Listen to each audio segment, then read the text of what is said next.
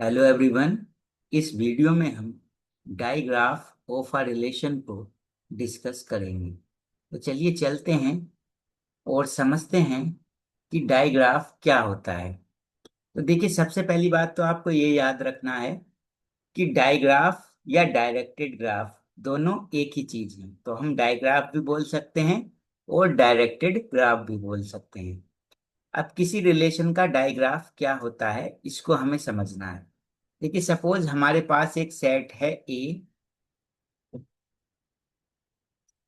जो कि एक फाइनाइट सेट है। यानी इसमें जो एलिमेंट्स हैं वो कितने एलिमेंट्स हैं? फाइनाइट एलिमेंट्स हैं। नंबर ऑफ एलिमेंट्स फाइनाइट हैं ये। अब एक रिलेशन जो है सेट ए पर डिफाइन किया गया है, आर। तो ये जो आर रिलेशन है जो सेट ए पर डिफाइन किया गया है, इस रिलेशन को आप एक पिक्टोरियल डायग्राम से भी रिप्रेजेंट कर सकते हैं। और यही पिक्टोरियल डायग्राम क्या बोला जाता है?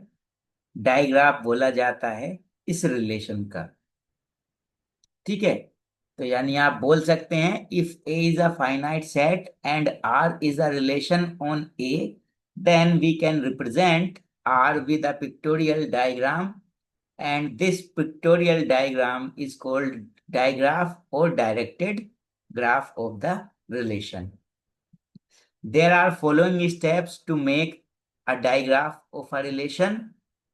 Step first, draw a small circles for each element of A and label the circle with corresponding elements. अब फर्स्ट स्टेप में क्या करना है आपको डायग्राफ बनाने के लिए किसी रिलेशन का? तो सबसे पहले स्टेप में आप क्या करेंगे? सपोज आपके पास सेट ए है जिस पर रिलेशन डिफाइन है। इस ए के लिए आप, इस रिलेशन के लिए आप डायग्राफ बना रहे हैं। तो सपोज ए में जो एलिमेंट है, मान लो 1 2 3 हैं। तो सबसे पहला स्टेप होता है कि जो भी ये एलिमेंट्स हैं, इन एलिमेंट्स को आप एक स्मॉल सर्कल से इस तरह से रिप्रेजेंट करें और इन सभी को लेबल कर दें। मतलब अगर ये सर्कल 1 को रिप्रेजेंट कर रहा है तो यहाँ पर 1 लिख दीजिए, ये 2 को रिप्रेजेंट कर रहा है तो 2 लिख दीजिए, और यहाँ पर 3 लिख दीजिए। तो इस तरह से लेबल कर दीजिए सभी सर्कल्स को। These circles are called vertices और nodes। इन सर्कल्स को आप वर्टिसेस या फिर नोड्स भी बोल सकते हैं। अब स्टेप सेकंड में आपको क्या करना है? स्टेप सेकंड में क्या करना है, जैसे आपने फर्स्ट स्टेप में ये सर्कल बना दिए, सपोज ये 1 के लिए वर्टेक्स, ये वर्टेक्स 1 हो गया और ये वर्टेक्स 2। फिर आप रिलेशन को चेक करते हैं कि रिलेशन में ये देखना होगा आपको, क्या 1 2 से रिलेटेड है? तो अगर 1 2 से रिलेटेड है तो एक 1 से 2 की साइड एक एरो बना दीजिए जिसको हम बोलते हैं एज। तो अगर 1 2 से रिलेटेड है तो 1 से 2 की साइड एक एरो आ जाएगी। और अगर 2 1 से रिलेटेड है तो 2 से 1 की साइड एक एरो आएगी। यानी ये डायरेक्शन भी आपको इस पर देना है, इसीलिए ये डायरेक्टेड ग्राफ भी है। ठीक है। तो अब प्रॉब्लम पर चलते हैं और उसको, प्रॉब्लम में हम डायग्राफ बनाएंगे तो उससे आप लोगों को डायग्राफ क्लियर हो जाएगा। देखिए, क्वेश्चन नंबर 1 यानी प्रॉब्लम 1 है हमारी। इसमें एक सेट गिवन है हमारे ए। इस सेट में हमारे पास जो एलिमेंट्स हैं वो 4 एलिमेंट्स हैं, 1 2 3 एंड 4। और एक रिलेशन आर भी गिवन है। अब इस रिलेशन आर के लिए आपको क्या बनाना है? डायग्राफ बनाना है इस आर का। यानी construct the digraph of R. और उसके बाद क्या करना है? Check whether R is reflexive, symmetric और ट्रांजिटिव। तो पहला काम तो आपका ये है कि सबसे पहले तो आप जो रिलेशन दे रखा है उसके लिए डायग्राफ बनाएं, और उसके बाद आपको ये भी चेक करना है कि रिलेशन आर जो है वो रिफ्लेक्सिव होगा, सिमेट्रिक होगा या ट्रांजिटिव होगा। ये ये भी आपको चेक करना है। तो चलिए सबसे पहले बनाते हैं हम डायग्राफ। सबसे पहले जो हमें गिवन है सॉल्यूशन में उसको लिख लेते हैं। देखिए, गिवन हमें क्या है? एक तो सेट ए गिवन है और एक हमें रिलेशन आर गिवन है जो कि सेट ए पर डिफाइन है। अब स्टार्टिंग करते हैं फर्स्ट स्टेप से। फर्स्ट स्टेप में क्या करेंगे? सेट सेट ए के एलिमेंट को देखेंगे। सेट ए में क्या क्या एलिमेंट हमारे? 1, 2, 3 और 4 हैं। तो सबसे पहले हम इन सभी एलिमेंट्स के लिए एक स्मॉल सर्कल्स बनाएंगे और उनको लेबल करेंगे। तो देखिए सबसे पहले 1 के लिए कर लेते हैं। तो एक सर्कल हमने बना लिया और इसको लेबल कर दिया हमने 1 से। तो फर्स्ट एलिमेंट के लिए हमने एक सर्कल बना लिया। अब सेकंड एलिमेंट है 2, तो 2 के लिए एक सर्कल बना लीजिए। ये 2 के लिए सर्कल हो गया, इसको लेबल कर दिया 2 से। फिर 3 बचता है हमारा, 3 के लिए हमने एक सर्कल बना लिया। उसके बाद 4 है, तो 4 के लिए एक हमने सर्कल बना दिया। तो ये हमने स्टेप फर्स्ट कंप्लीट कर लिया, सभी एलिमेंट्स को सेट ए के सर्कल से रिप्रेजेंट कर दिया। अब इसके बाद हमें देखना होता है रिलेशन को। रिलेशन का जो फर्स्ट एलिमेंट है, फर्स्ट ऑर्डर पेयर है, वो है 1, 1। तो 1, 1 है, तो यानी 1 जो है वो 1 से ही रिलेट कर रहा है। तो यानी हम एक एरो लगाएंगे 1 से 1 पर ही। तो वर्टेक्स 1 जो है हमारा, ये इस वर्टेक्स 1 पर एक एरो लगाएंगे 1 से 1 पर। तो इसका मतलब क्या है कि 1, 1 ऑर्डर पेयर को ये रिप्रेजेंट कर रहा है कि 1 जो है वो 1 से रिलेटेड है। उसके बाद क्या है नेक्स्ट ऑर्डर पेयर 1, 2। तो 1, 2 का मतलब कि 1 2 से रिलेट कर रहा है, तो यानी 1 से 2 की साइड एक एरो लगा देंगे। तो 1 से 2 की साइड एक एरो लगा दी हमने। उसके बाद नेक्स्ट है हमारा 2, 1। तो 2, 1 यानी इस बार हम 2 से 1 की साइड एक एरो लगाएंगे। तो 2 से 1 की साइड एक एरो इस तरह से लगा देते हैं, क्योंकि 1 से 2 ऑलरेडी एक एरो लगी हुई है। तो ये 2 से 1 हमने लगा दिया, इसको बोल देते हैं हम पैरेलल एज। ये 1 इसके पैरेलल है बोल देते हैं हम। और इसको बोलते हैं हम जो एज हमारी 1 से ही स्टार्ट होकर 1 तक ही आती है, इसको बोल देते हैं सेल्फ लूप। इसको बोलते हैं सेल्फ लूप, इसको बोलते हैं पैरेलल एज। तो 2 से 1 कर दिया। उसके बाद 2, 2 है, तो 2, 2 है, तो यानी 2 से ही एक एज बनेगी 2 तक, यानी एक सेल्फ लूप बनेगी 2 से 2 पर। तो ये हमने 2 से 2 पर एक सेल्फ लूप लगा दी। ये 2, 2 को रिप्रेजेंट कर रही है। उसके बाद है 2, 3, यानी 2 से 3 को कनेक्ट कर दीजिए। 2 से हमने 3 कनेक्ट कर दिया। उसके बाद है 2, 4। तो 2, 4 है, तो 2 से 4 को कनेक्ट कर दीजिए। 2 को 4 से कनेक्ट कर दिया। उसके बाद है 3, 4। तो 3 से आप किसको कनेक्ट करेंगे, 4 से कनेक्ट कर दिया। उसके बाद है 4, 1। तो 4 से 1 की साइड एक एरो आ जाएगी। 4 से 1 की साइड एक एरो। उसके बाद 4, 4 यानी 4 पर एक सेल्फ लूप आ जाएगी, यानी 4 से ही स्टार्ट होगी एज और 4 पर ही एंड होगी। तो ये सेल्फ लूप आ जाएगी 4 पर। तो इस तरह से रिलेशन आर का डायग्राफ आपको मिल चुका है। तो रिलेशन आर के लिए ये आपने डायग्राफ बना दिया। तो डायग्राफ तो आपने बना दिया, अब चेक करना है कि रिलेशन आर जो है वो रिफ्लेक्सिव है, सिमेट्रिक है या फिर ट्रांजिटिव है। तो ऐसे क्वेश्चंस हम लास्ट वीडियोस में डिस्कस कर चुके हैं कि अगर ये कोई रिलेशन आपको गिवन है इस तरह से ऑर्डर्ड पेयर की फॉर्म में, तो उसको आप कैसे चेक करते हैं कि वो रिफ्लेक्सिव है, सिमेट्रिक है या फिर ट्रांजिटिव है। तो वो तो लास्ट वीडियोस में हम डिस्कस कर चुके हैं। लेकिन इसमें हम रिफ्लेक्सिव, सिमेट्रिक या ट्रांजिटिव को डायग्राफ की हेल्प से डिस्कस कर लेंगे। डायग्राफ से और भी इजी रहेगा चेक करना कि रिफ्लेक्सिव है, सिमेट्रिक है या ट्रांजिटिव है रिलेशन आपका। तो चलिए अब चेक करते हैं। सबसे पहले रिफ्लेक्सिव को चेक करेंगे।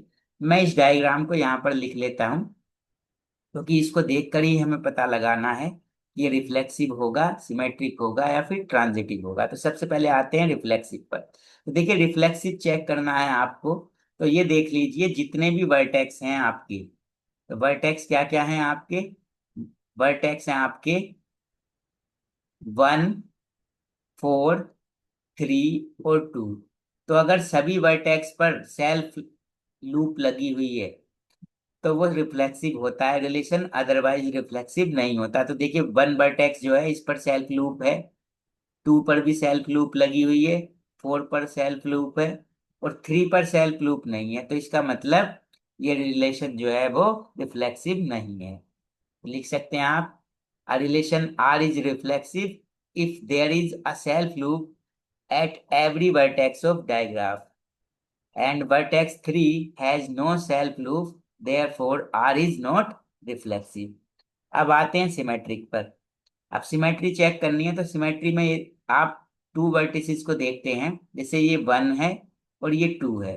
तो इन 1 और 2 के बीच में एक तो एरो होनी चाहिए डायरेक्ट 1 से 2 है जैसे ये, और एक इसके पैरेलल एज होनी चाहिए 2 से 1। तो अगर सभी एज एज के करस्पॉन्डिंग एक पैरेलल एज भी है आपको मिलती है, तो तब रिलेशन कैसा होता है, सिमेट्रिक होता है, अदरवाइज सिमेट्रिक नहीं होता है। तो देखिए अगर वर्टेक्स 1 की और 2 की बात करी जाए तो 1 और 2 के बीच में ये एक एज है, इसके पैरेलल एज भी आपको मिल रही है। लेकिन बाकी और जो ये वर्टेक्स हैं आपके 1 और 4, इनके बीच में कोई पैरेलल एज नहीं मिल रही है। 4 से 1 है लेकिन 1 से 4 नहीं है। इसी तरह से 2 और 3 को भी चेक कर सकते हैं वर्टेक्स को। तो कहने का मतलब वर्टेक्स के सभी पेयर्स के बीच में पैरेलल एज नहीं है, इसका मतलब ये रिलेशन जो है वो सिमेट्रिक नहीं है। A relation R is said to be symmetric if for every edge between distinct vertices in its digraph there is an edge in opposite direction। मतलब दो वर्टेसेस, दो डिस्टिंक्ट वर्टेसेस के बीच में अगर एक एज है तो उसके करोस्पोंडिंग एक अपोजिट डायरेक्शन में एज होनी चाहिए जिसको हम पैरेलल एज बोलते हैं। तभी रिलेशन कैसा होता है, सिमेट्रिक होता है। तो इस डायग्राफ से आप देखकर बता सकते हैं as there is edge from vertex 3 to vertex 2, vertex 4 to vertex 3 and vertex 1 to 4, therefore R is not symmetric. इसको थोड़ा सा सही कर लेंगे। इसमें क्या है कि देखिए 2 से, यहाँ पर बोला गया 3 से 2 के बीच में एक एज है, ये 3 वर्टेक्स है और ये 2 है, तो इसके बीच में एक एज है।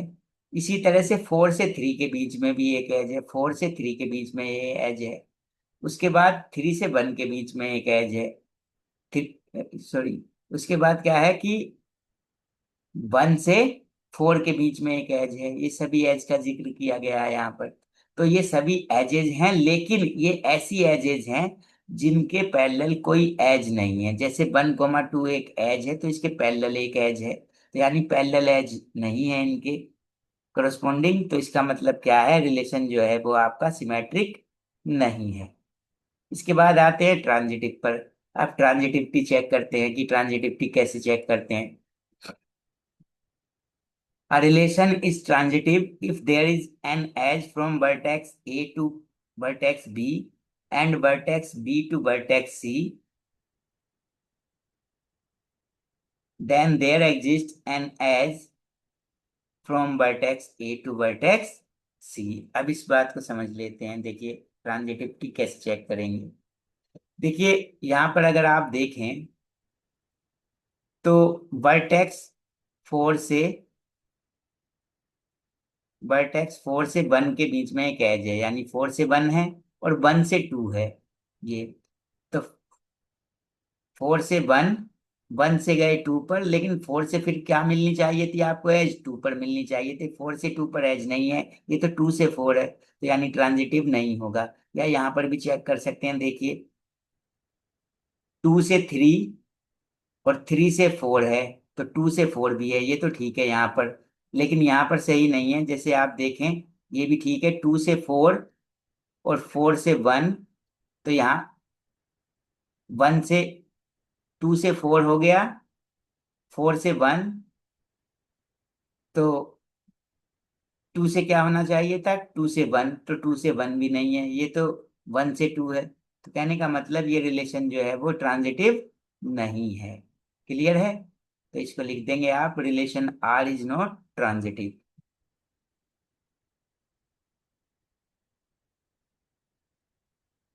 अब नेक्स्ट प्रॉब्लम पर आते हैं। देखिए नेक्स्ट प्रॉब्लम में क्या है, आपको find the relation by the following figure. जो क्वेश्चन नंबर 1 था उसमें तो आपको एक रिलेशन गिवन था, उसमें उसका आपको डायग्राफ बनाना था। लेकिन प्रॉब्लम 2 में आपको एक डायग्राफ गिवन है, उससे आपको रिलेशन फाइंड करना है। ठीक है, तो देखिए कैसे करेंगे, सॉल्यूशन पर आते हैं।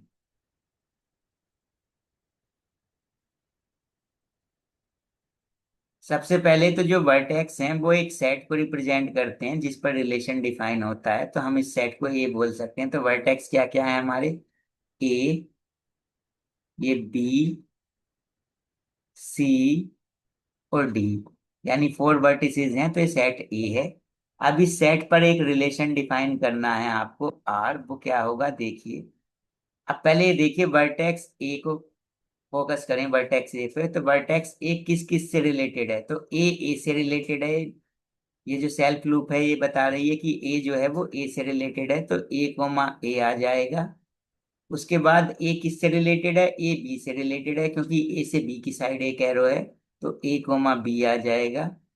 उसके बाद ये ए से डी नहीं है, क्योंकि ये तो डी से ए है, तो ए से बी हो गया, ए से ए हो गया। अब बी को देख लेते हैं, बी किससे रिलेटेड है? तो बी से एक डी की ओर एरो है, तो बी से डी रिलेटेड है। ठीक है। उसके बाद क्या है भाई?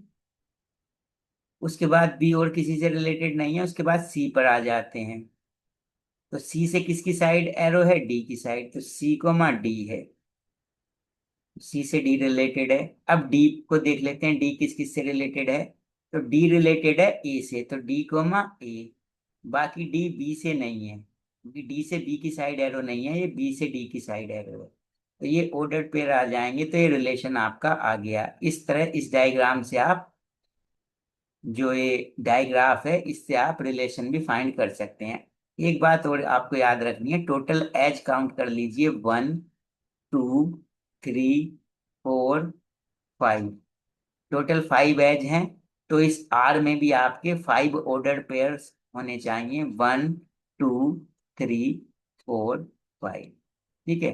तो ये रिलेशन आ चुका है डायग्राफ के लिए। आज की वीडियो में इतना काफी है। Thanks for watching.